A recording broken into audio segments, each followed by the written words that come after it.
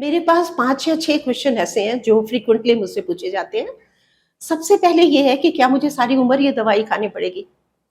ये बात ठीक है कि पीसीओडी को आप जड़ से हटा नहीं सकते, लेकिन इसको बहुत ईज़िली कंट्रोल कर सकते हैं। और ज़रूरी नहीं है कि ये एक ही कंडीशन या एक ही इंटेंसिटी से आपकी सारी उम्र में रहेगी, पर कुछ टाइम आपको लेनी पड़ेगी, जो मेडिसिन या जो भी इंस्ट्रक्शन है वो करनी पड़ेंगी। बहुत सी बीमारियाँ ऐसी हैं जो जड़ से नहीं जाती, जैसे डायबिटीज़ है या शुगर है या गठिया है, इसकी थोड़ी बहुत मेडिसिन लेनी पड़ती है। उसी तरह से ये पीसीओडी है, तो जड़ से ये नहीं जाएगी। दूसरा, कई मदर्स आके मुझे कहती हैं कि मेरी बेटी तो अनमैरिड है, हमने उस डॉक्टर को दिखाया था, उन्होंने उसे फैमिली प्लानिंग पिल दे दी, गर्भ निरोधक पिल दे दी। इसका जवाब ये है कि अगर बच्चे को, चाहे वो लड़की है या वो मैरिड लड़की है और मैरिड लेडी है, अगर उसको मेंसेस इरेगुलर होते हैं तो हमें उसको रेगुलराइजेशन की टेबलेट देनी पड़ती है। 21 टेबलेट्स के लिए भी पेशेंट कहीं आके कहते हैं हमने ये बहुत बार खाई हैं। जो 21 टेबलेट्स होती हैं वो कई तरह की हैं। छोटी लड़कियों के लिए अलग से हैं, लैक्टेशनर के लिए अलग से हैं, जिनका वेट ज़्यादा है उसकी 21 टेबलेट्स अलग से हैं। तो ये डॉक्टर आपको सोच के देंगे।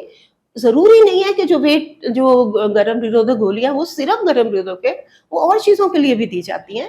और अगर डॉक्टर ये सोच रही है कि आपके मेंसेस पेशेंट के या आपके बच्चे के मेंसेस को रेगुलर करने के लिए गोली की ज़रूरत है, तो वो गर्भ निरोधक गोलियाँ और भी गोलियाँ जो हम उनको दे सकते हैं। तीसरी चीज़ पेशेंट ये आके बताते हैं कि हमें जब दवा लेके जाते हैं तो वो ये पूछते हैं कि क्या मैं प्रेग्नेंट हो सकती हूँ?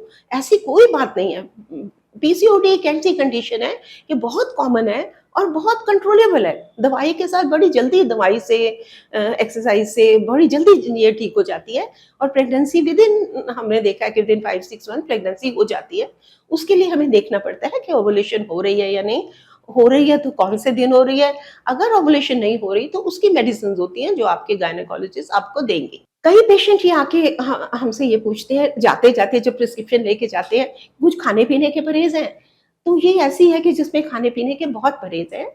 आपको, जैसे मैंने पहले बताया कि डाइट में आप ऐसी चीज़ें लें जिसका ग्लाइसेमिक इंडेक्स ज़्यादा ना हो, मतलब जो ज़्यादा मीठे फल ना हो, जिसमें भी कार्बोहाइड्रेट ज़्यादा, वो डाइट कम लें।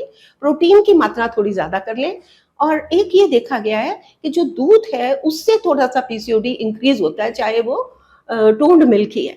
लेकिन अगर आप कर्ड लेते हैं, लस्सी लेते हैं, तो वो आपको फ़ायदा करती है क्योंकि वो एज़ ए गट के उसमें प्रोबायोटिक होते हैं और वो हमें हील करने में हेल्प करते हैं। तीसरी ऐसे कुछ खाने के लिए हर्बल मेडिसिन्स है, मुझे इसका बहुत ज़्यादा प्रैक्टिकल एक्सपीरियंस तो नहीं है, पर ऐसा जैसे बुकिश नॉलेज समझ लीजिए कि बहुत से ऐसे कहा जाता है कि जैसे कुछ ऐसे जो कॉन्डिमेंट्स हैं, जैसे फेनुग्रीक है या शतावरी है और एलोवेरा है। कुछ लोग ये कहते हैं कि जैसे मुलेठी है और 2-4 और चीज़ें जैसे अदरक और ये है, ये खाने से इससे मेटाबॉलिज़्म इंक्रीज़ हो जाता है और वेट लूज़ में ये हेल्प करते हैं। कई ये पेशेंट आके ये बताते हैं कि हमने कई डॉक्टर से सलाह करी है, अब हम बहुत सारे डॉक्टर्स के बाद आपके पास आ रहे हैं। मैं आपको ये कहती हूँ कि इससे फ़ायदा नहीं होता, दवाइयाँ वही हैं। बार-बार डॉक्टर बदलने का फ़ायदा नहीं है, आप अपनी बीमारी को पहचानिए, देखिए कि उसकी रिक्वायरमेंट क्या है। जो डॉक्टर आपको देते हैं वो दवाई लगातार खाने की ज़रूरत नहीं होती। आप 2-3 महीने खाइए, फिर देखिए आपको उसका क्या असर है। अगर वो दोबारा आती है तो थोड़ी दवाई दोबारा से ले लें, दोबारा से खा लें, तो इसमें कोई ऐसी बात नहीं है। और किसी चीज़ की आपको डाउट हो तो अपने डॉक्टर से मिलें या फिर हमारे पेज को फ़ॉलो करें और हम वक़्त के साथ-साथ और भी इसके बारे में आपको बताएँ।